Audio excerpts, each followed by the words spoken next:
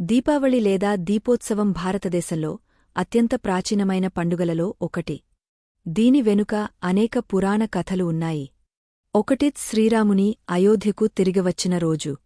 రామాయణం ప్రకారం రాముడు లంకపై విజయం సాధించి సీతను రక్షించి 14 సంవత్సరాల వనవాసం తర్వాత అయోధ్యకు తిరిగివచ్చాడు.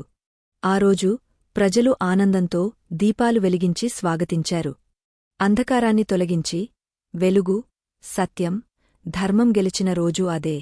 అందుకే దీపావళిని శుభవిజయోత్సవం గా జరుపుకుంటారు.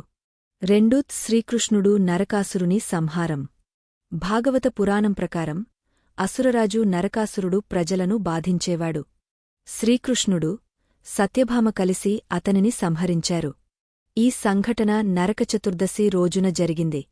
తర్వాతి రోజు లక్ష్మీదేవిని పూజించటం మొదలైంది. అందుకే దీపావళి రోజున నరకచతుర్దశి మరియు లక్ష్మీ పూజను మనం జరుపుకుంటాము. 3 సముద్ర మథనం నుండి లక్ష్మీదేవి అవతారం. దేవతలు మరియు రాక్షసులు సముద్ర మథనం చేసినప్పుడు ఆ మథనంలో నుండి లక్ష్మీదేవి అవతరించింది.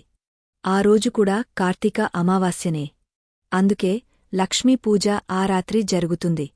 సారాంశం: దీపావళి మనకు చెబుతుంది, వెలుగు ఎప్పుడూ అంధకారాన్ని జయిస్తుంది. ధర్మం ఎప్పుడూ అధర్మంపై గెలుస్తుంది. మనం మనలోని చెడును తొలగించి సద్గుణాలను వెలిగించాలి.